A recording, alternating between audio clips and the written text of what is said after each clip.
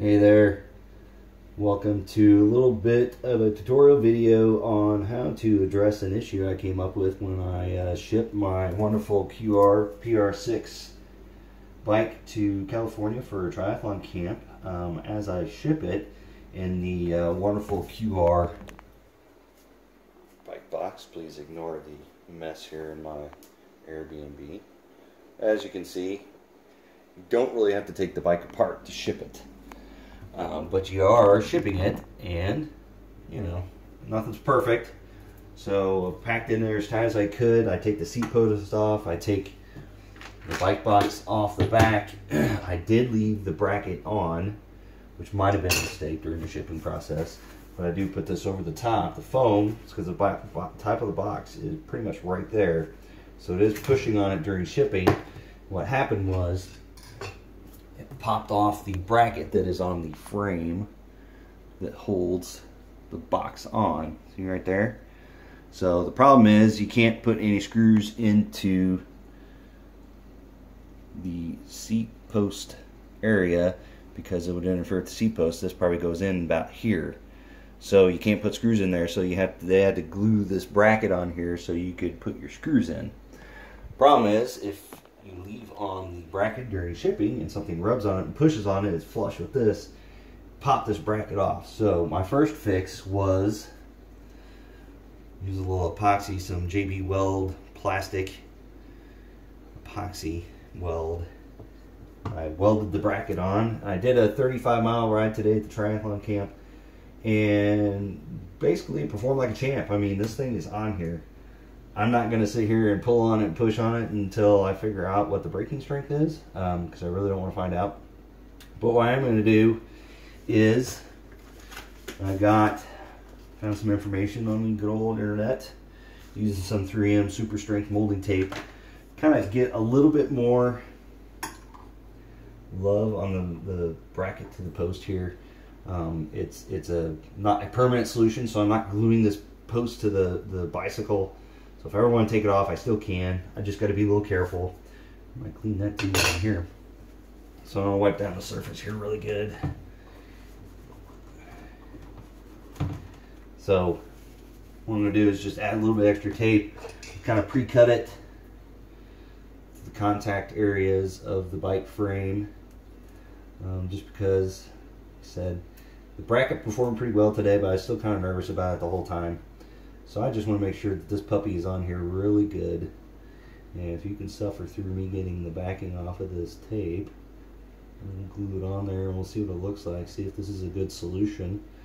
Follow me on Instagram, at Ryan Falkenrath on Instagram. I'm going to repost for the guy that gave me the tip on this, to use this tape. Found it in an automotive store. Basically an automotive tape. If you have problems with your car, you can use this, and supposedly it's good stuff. I believe he said he also found it on a QR website fix solution for such an event. So when you get that backing tape off, so basically the back of the bracket, and notice plastic has sheared off around the screws, so I made my own. This is what faces the bike.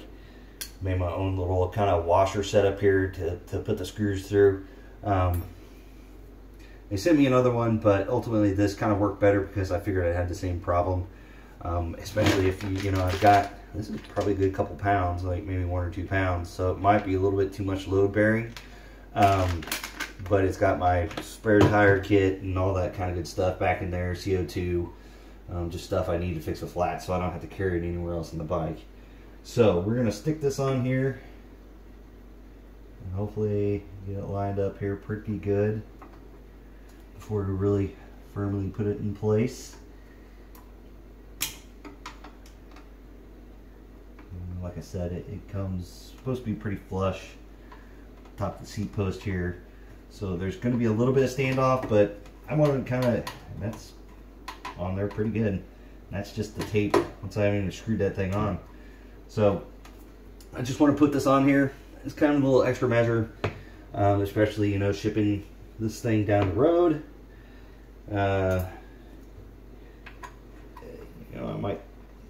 Well, no, probably won't mess with taking the bracket off, but screw this bad boy in here, and hopefully don't run out of storage on my phone before we get the whole video done here.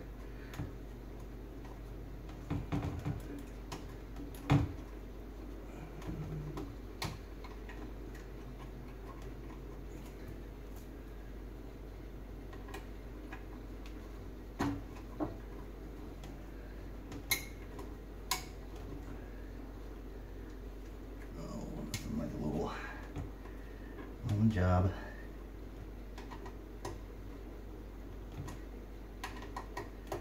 30 screws. It's kind of like watching paint dry, probably. Actually, I gotta put that on upside down. So bear with me. You know, trials and tribulations of doing triathlons, long course, shipping your bike.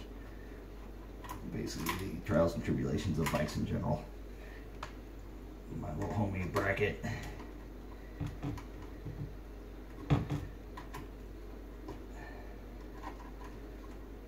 Skinny side up, man. Skinny side up.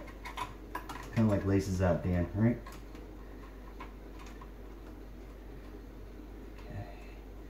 Because I had to make that bracket and then kind of shave the inside of the channel that it slides down. So if it was long side up, it wouldn't have worked very well. It would have caused a problem. Let's see if I can get this started in nicely. Very fine-tuned work. Do not be in a hurry while you're doing this kind of fun stuff. Hopefully I can get this kind of seated.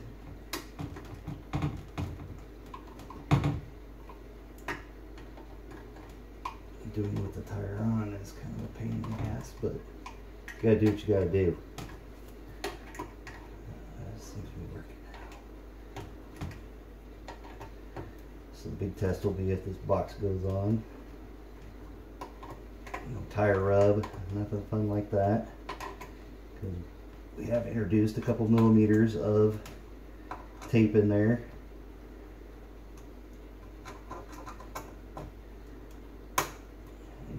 Tighten it because then you'll strip your bolts, all that fun stuff. So if I could show you, so what you see down there is you got a little bit of a gap because of that tape. So I'm going to put the bite box on, make sure that thing is, it's not going anywhere now.